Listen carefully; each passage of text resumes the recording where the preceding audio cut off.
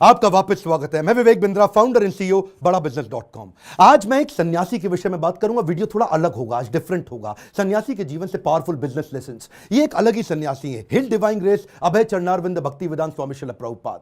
कौन है श्रील प्रभुपाद? ये इस्कॉन के फाउंडर आचार्य हैं। इस्कॉन का नाम तो लगभग पूरी दुनिया ने सुना है, इनका नाम कम लोगों ने सुना है। स्वामी विवेकानंद को तो लोग जानते हैं, लेकिन इनके बारे में कम जानते हैं। आज कुछ ऐसी अद्भुत बातें बताऊंगा, वीडियो से नजर मत हिला दीजिएगा। श्रील प्रभुपाद से आप दुनिया भर के सारे बिजनेस लेसन सीख सकते हैं। आप पंक्चुअलिटी सीखना चाहते हैं, टाइम मैनेजमेंट, लीडरशिप को कैसे तैयार करें, एक इंस्टीट्यूशन को कैसे स्केल करें, बिना पैसे के एक ऑर्गेनाइजेशन को कैसे बिल्ड करें, सस्टेनेबिलिटी कैसे लाएं, प्रोसेस कैसे लेके आए, पीपल स्किल क्या होते हैं, रैपिड एक्सपेंशन, ग्रोथ, स्पीड, ये कैसे आता है। बंगाल में इनका जन्म हुआ था 1896 के अंदर, और इनकी माता का देहांत हो गया था जब ये 14 साल के थे, 1910 में। ये स्कॉटिश चर्च कॉलेज गए थे। यूरोपियन लेड एजुकेशन थी, शुरू से ही बहुत तेज थे। अंग्रेजी में इन्होंने पढ़ाई करी, लेकिन इन्होंने डिप्लोमा या डिग्री जो भी थी ब्रिटिश को रिस्पॉन्ड करते वक्त इन्होंने इंडिपेंडेंस मूवमेंट पर उसको लेने से अस्वीकार कर दिया। गांधी के नॉन कोऑपरेशन मूवमेंट में ये बहुत बड़े कॉन्ट्रीब्यूटर रहे। ये कोई शुरू से सन्यासी नहीं थे। प्रयागराज इलाहाबाद में इनका खुद का फार्मेसी का बिजनेस था, पर 1922 में जब अपने गुरु से मिले, इनके गुरु इनको देख के पहचान गए कि श्रील प्रभुपाद की अंग्रेजी तो इतनी अच्छी है कि जब ये अंग्रेजी में बोलेंगे तो अंग्रेज भी डिक्शनरी खोल करके उस समय समझेंगे कि अंग्रेजी में बोल क्या रहे हैं। तभी इन्होंने प्रभुपाद को एक आदेश दिया, क्या तुम मेरे लिए एक काम कर सकते हो? तुम्हारे को शास्त्रों में मन भी लगता है और अंग्रेजी भी अच्छी है, तुम भगवत गीता के ज्ञान को अंग्रेजी भाषा में पूरी दुनिया तक पहुंचाओ, क्योंकि हमारे शास्त्रों को दुनिया में कोई नहीं लेके जा रहा, दुनिया की किताबें हमारे देश में आ रही हैं। श्रील प्रभुपाद ने उनकी इंस्ट्रक्शन को दिल से लगा लिया। गुरु मुख पद्मा वाक्या चित्ते कौरिया ऐक्या, के गुरु के मुख से निकले हुए वाक्यों को चित्त के साथ एक कर लो। अंग्रेजी में भगवत गीता को ट्रांसलेट करना शुरू कर दिया। बैक टू गॉडेड किताब लिखते, भगवत गीता को ट्रांसलेट करते। लैपटॉप टाइपराइटर नहीं हुआ करता था, कंप्यूटर नहीं होता था, मैनुअली लिखते थे। एक साल लगा करके इन्होंने कई पेजेस के अंदर भर करके भगवत गीता को ट्रांसलेट किया। एक दिन फैक्ट्री से वापस आ रहे थे, अपने घर पहुंचे। जब घर पहुंचे तो ढूंढने लगे कागज कहां हैं सारे। इतनी मेहनत की, कागज इनको मिल नहीं रहे थे, बड़े परेशान थे उस समय।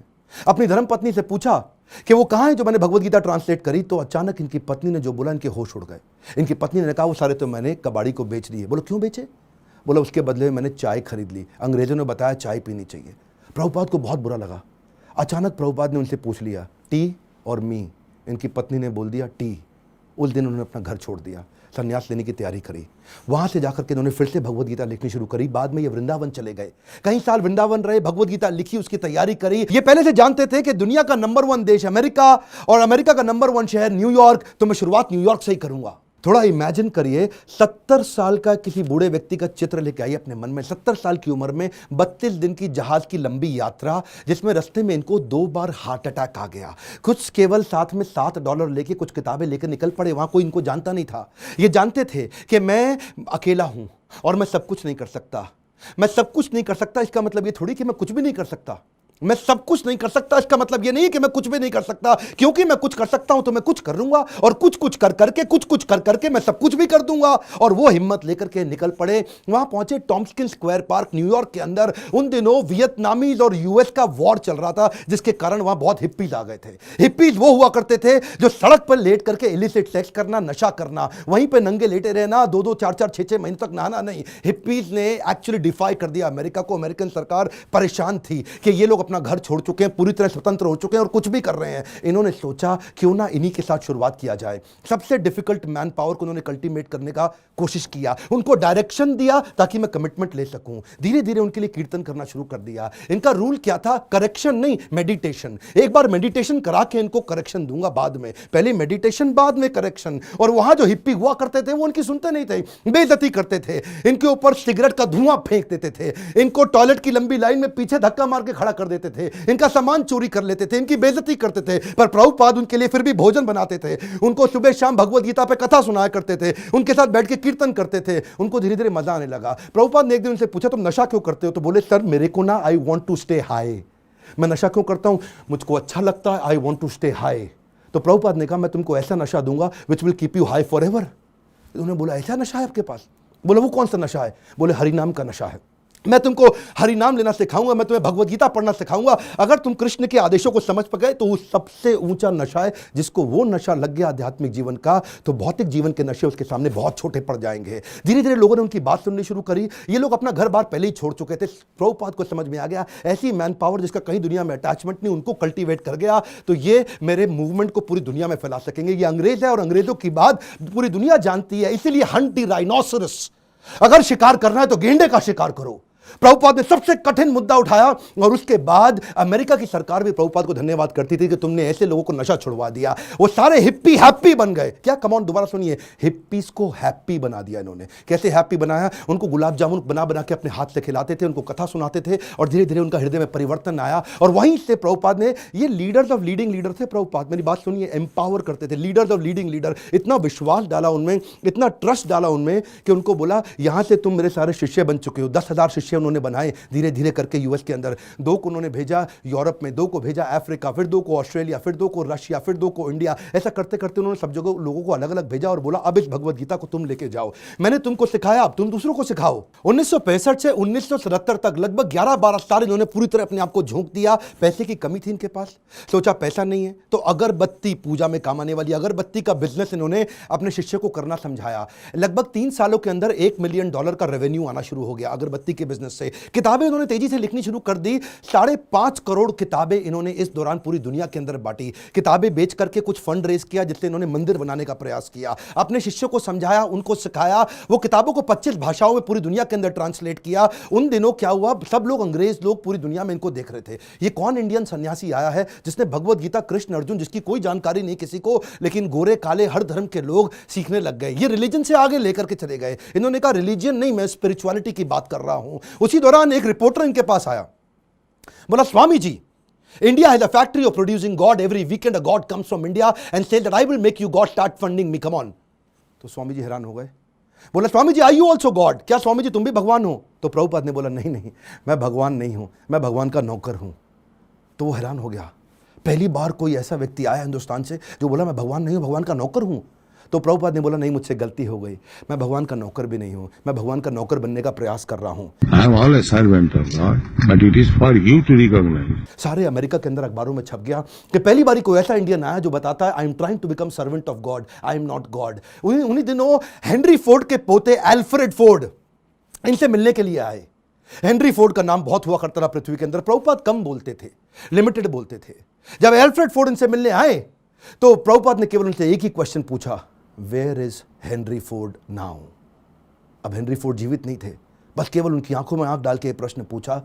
एल्फ्रेड फोर्ड उसी समय घबरा गए। उनको समझ आ गया कि ये जीवन किसी के लिए नहीं है, कोई नहीं बचने वाला यहाँ पे। और उसी दिन उन्होंने प्रभुपाद को सरेंडर कर दिया और उनसे कहा मुझे भी भगवत गीता सिखाइए। ये ऐसे संत सन्यासी है जिनके कारण आज पूरी दुनिया के अंदर सैकड़ों हजारों ऐसे मंदिर बने जहां भगवत गीता पढ़ाई जा रही है, सिखाई जा रही है। पाकिस्तान जहां कुछ भी हो रहा हो, लेकिन आज भी इस्कॉन के 12 मंदिर है पाकिस्तान में जहां रोज शाम को भगवत गीता पे कथा की जाती है। ये बड़ा अनइमेजिनेबल था कि कुछ ही सालों के अंदर इन्होंने 6 महाद्वीप, 6 कॉन्टिनेंट के अंदर 108 मंदिर बना दिए। ये तब किया जब वेंचर कैपिटल नहीं था, कोई एंजल फंड नहीं था, प्राइवेट इक्विटी नहीं था, कोई आईपीओ नहीं निकाला, कोई बैंक लोन नहीं है, कंप्लीटली बूटस्ट्रैप्ड, सैलरी देने का पैसा नहीं है, लाइफ टाइम वॉलंटियर्स इकट्ठे किए। 10,000 उन दिनों इन्होंने अपने शिष्यों को लेटर पे लिख लिख के बात किया। इमेजिन करिए, कम्युनिकेशन बहुत स्लो था। मैं सोचता हूं कई बार अगर प्रभुपाद आज होते ना तो भगवत गीता इंडिया की राष्ट्र पुस्तक नहीं होती, पूरे विश्व के अंदर होती। इतनी स्पीड थी प्रभुपाद की। उस समय जब अपने शिष्यों से बात करते थे तो न्यूयॉर्क से साउथ अफ्रीका चिट्ठी भेजते थे। वो चिट्ठी में प्रश्न पूछता था, जवाब देते थे, फिर चिट्ठी वापस आती थी, फिर उसका उत्तर देते थे।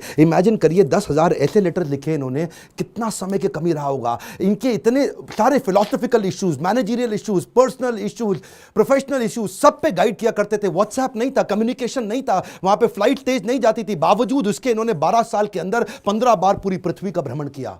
एक बात समझिए, sales is not about selling, it is about building trust in education. Building trust in education. विश्वास बढ़ाओ, एजुकेट करो, विश्वास बढ़ाओ, एजुकेट करो। दुनिया भर में इतना विश्वास बढ़ा दिया, एजुकेशन बढ़ा दिया भगवत गीता के बारे में कि बीटल्स, जो उस समय बहुत फेमस हुआ करता था, बीटल्स के जॉर्ज हैरिसन ने अपना 70 एकड़ का फार्म वॉटफोर्ड में लंदन के नजदीक इनको डोनेट कर दिया। वो इनका शिष्य बन गया और अपने रॉकस्टार गानों के साथ साथ कीर्तन करने लग गया, हरे कृष्णा। उन्हीं दिनों प्रभुपाद जी साथ साथ इतनी किताबें लिखना चाहते थे, जानते थे मैं बूढ़ा हो गया हूं, सारी चीजें लिख के चला जाऊं ताकि लोग उसको आसानी से फॉलो कर सकें। उन्होंने खुद से लिखना बंद कर दिया, डिक्टाफोन ले लिया। डिक्टाफोन जानते क्या होता है? उस पर ये रिकॉर्ड करते थे और चलते चलते रिकॉर्ड करते थे, बैठे बैठे रिकॉर्ड करते थे। 24 घंटे में से 22 घंटा सेवा करते थे, 2 घंटा आराम करते थे। अनइमेजिनेबल है, मैं थोड़ा आपको बता रहा हूं फिर से, इसको मत मिस करिएगा। 24 में से दुनिया जानती है प्रभुपाद 22 घंटा सेवा करते थे, 2 घंटा रात को 10 से 12 तक आराम करते थे, रात को 12 से सुबह 4 बजे तक किताबें ट्रांसलेट किया करते थे, क्योंकि इनके गुरु का आदेश था किताबें ट्रांसलेट कर करके रिकॉर्ड करते थे उसको, जानते थे मैं लिखूंगा टाइप करूंगा टाइम लगेगा, शिष्यों को बोलते थे तुम रिकॉर्डिंग को सुनो उसको टाइप करो। उसी समय टेक्नोलॉजी का इस्तेमाल करते थे। डिक्टाफोन के बाद माइक्रोफोन आया, माइक्रोफोन पे करने लगे। सुबह की साधना करते, मंदिर में मंगल आरती करने के बाद, जब करने के बाद जब बाहर वॉक करने निकलते 1 घंटा वॉक करते, शिष्य को साथ में लेते, उस समय फिर से ट्रांसलेट करते, शिष्य माइक पकड़ के चलते रहते, ये मॉर्निंग वॉक पे फिर से ट्रांसलेट करते। जानते थे इनके पास समय कम था। प्रभुपाद ने अपने 12 साल के अंदर वो काम किया जो कि बिल्कुल अकल्पनीय है। इसमें मैं आपको एक बात सिखाना चाहता हूं, इसको बोलते हैं EFA, elephantine focused advantage. Elephantine focused advantage, इसको बोलते हैं अव्यर्थ कालत्वम। संस्कृत का शब्द है अव्यर्थ कालत्वम, यानी कि इतना सा भी समय वेस्ट नहीं करना, ऑब्सेसिव अटेंशन टू डिटेल। और इसको क्या कहते हैं OAD, obsessive attention to detail. हाथी के बराबर हाथी शब्द इस्तेमाल किया गया, एलिफेंटाइन फोकस, क्योंकि लगना चाहिए आपको बहुत भयंकर फोकस है ये। मेरा एक दोस्त है, वो मुझे क्या कहता है कि यार विवेक, मेरे को 12 साल लग गए एक फैक्ट्री को 2 फैक्ट्री बनाने में। सुनिएगा, 12 साल लगे एक फैक्ट्री को 2 फैक्ट्री बनाने में, जिसमें मैंने बहुत पैसा लगाया। प्रभुपाद बिना पैसे के एक मंदिर को 108 मंदिर बना दिया 12 साल के अंदर। ये किया कैसे? बिना तनख्वाह दिए। मैं इतनी तनख्वाह दे रहा हूं, लोग काम नहीं कर रहे, ये बिना तनख्वाह के लोगों से इतना काम करा लेते हैं। इसी को बोलते हैं कि वैकुंठ से जब व्यक्ति आता है और ऐसी लीडरशिप बिल्ड करता है, ऐसी लीडरशिप वाला व्यक्ति इतना एम्पावर कर देगा कि एक ऑर्डिनरी आदमी से एक्स्ट्रा ऑर्डिनरी काम करा जाएगा। जब जेब में पैसा हो तो स्पीड आ जाती है। सुनिएगा ध्यान से, जब जेब में पैसा हो तो स्पीड तो आ ही जाती है, लेकिन प्रभुपाद की जेब में पैसा नहीं था। ये थोड़ा सा अनइमेजिनेबल केस स्टडी है कि लो कॉस्ट हाई स्पीड। सुनिएगा ध्यान से, बिना पैसा लगाए लो कॉस्ट पे हाई स्पीड कैसे बिल्ड करें? इसका तरीका क्या है? अर्जेंसी और पीपल स्किल। प्रभुपाद अद्भुत व्यक्ति थे। अर्जेंसी और पीपल स्किल। शिष्य तंग करते थे, शिष्य गलतियां करते थे, प्रभुपाद टॉलरेट करते थे पीपल स्किल के साथ में। शिष्य इनको बहुत दुखी करते थे, प्रभुपाद टॉलरेट करते थे पीपल स्किल के साथ में। स्पीड बनाए रखी पीपल स्किल के साथ में। लोग दुखी भी नहीं होते थे, स्ट्रेस भी नहीं होते थे, क्योंकि प्रभुपाद प्रेम इतना देते थे। उनका प्रेम एक समुद्र की तरह था। श्री गुरु करुणा सिंधु, ऐसा करुणा का सिंधु सागर थे ये। इन्होंने एक बार जब ये अपने शिष्यों को लेकर के रथ यात्रा ज्वाइन करने गए जगन्नाथपुरी के अंदर, तो वहां पे मंदिर के अंदर अंग्रेजों को जाना मना है। हिंदू मंदिर है, वो कहते हैं अंग्रेज को, लोगों को हम नहीं क्रिश्चियंस को अंदर जाने देंगे। प्रभुपाद ने बोला अगर तुम मुझे जगन्नाथ जी के दर्शन करने नहीं जाने दोगे, मैं जगन्नाथ जी को पूरी दुनिया में ले जाऊंगा। उसके बाद उन्होंने रथ यात्रा करनी शुरू करी और वहां से पूरी दुनिया में रथ यात्रा का प्रचलन चालू हो गया। प्रभुपाद वो पहले व्यक्ति थे जिन्होंने आज पूरी पृथ्वी पर रथ यात्रा और जगन्नाथ जी के दर्शन कराने शुरू किए। यहां पे ये रुके नहीं, इसके बाद उन्होंने सोशल और चैरिटेबल काम भी किए। World largest vegetarian food relief program शुरू किया जिसका नाम है फूड फॉर लाइफ।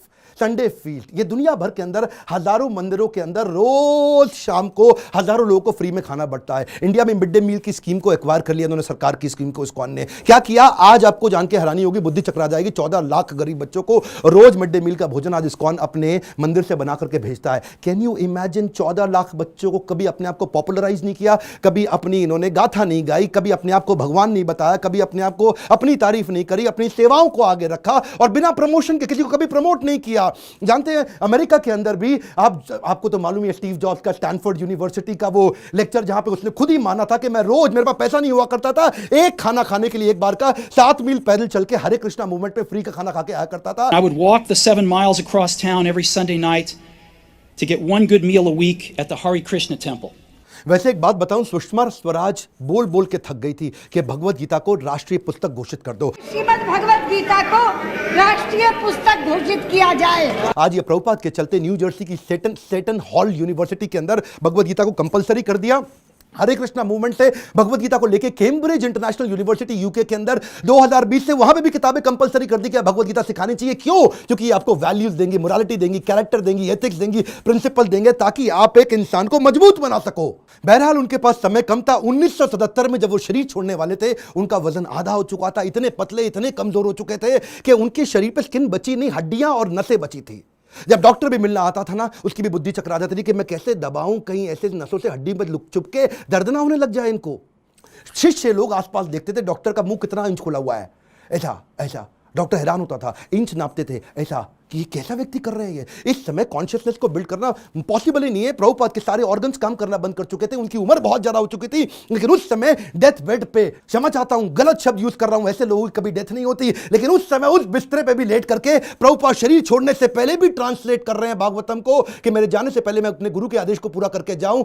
अद्भुत। डॉक्टर बोला संभव ही नहीं है, ये बिल्कुल पॉसिबल नहीं है। So, if we have the chance of association with devotees, जानते हैं ये प्रभुपाद ऐसे व्यक्ति थे, जाने से पहले इन्होंने पूरा मैनेजमेंट मैनकॉम, कॉर्पोरेट्स के अंदर ना मैनकॉम होता है, मैनकॉम का मतलब क्या है, मैनेजमेंट कमिटी। तो प्रभुपाद चाहते थे मैं इसको फैमिली रन बिजनेस की तरह ना चलाऊं, इसको इतना प्रोफेशनल कर दूं जैसे बड़े कॉर्पोरेट्स होते हैं वो फैमिली की तरह नहीं चलते, प्रोफेशनल तरीके से चलते हैं। उन्होंने एक मैनेजमेंट कमिटी बनाई, 12 लोगों की लीडरशिप तैयार करी, बोला जो भी डिसीजन होगा, जो भी पॉलिसी होगी, ये 12 लोग मिलकर के करेंगे ताकि कभी भी करप्शन ना लेकर के आए। जब भी अकेले का खुद का बिजनेस होता है तभी करप्शन आता है। कई ऐसे गुरुजी हैं जिनके बेटे भी अपने आप गुरु बन जाते हैं, उनके बेटे भी अपने आप गुरु बन जाते हैं। यहां पे केवल काबिल व्यक्ति को गुरु बनाया जाता है, यहां पे गुरु को नहीं प्रमोट किया जाता, यहां भगवत गीता को प्रमोट किया जाता है। एकर्स ऑफ एकर्स प्रॉपर्टी बना ली प्रभुपाद ने, लेकिन अपने बच्चों के नाम पे एक प्रॉपर्टी नहीं करके गए, सब कुछ सोसाइटी के नाम पे कर दिया। प्रभुपाद कहते थे कि बिलीफ स्पिरिचुअल होगा और बिहेवियर प्रोफेशनल होगा। सिस्टम सुनिए, कम ऑन, बिलीफ स्पिरिचुअल होगा और बिहेवियर प्रोफेशनल होगा। वो क्या कहते थे, प्रिंसिपल ग्लोबल है, ग्लोबल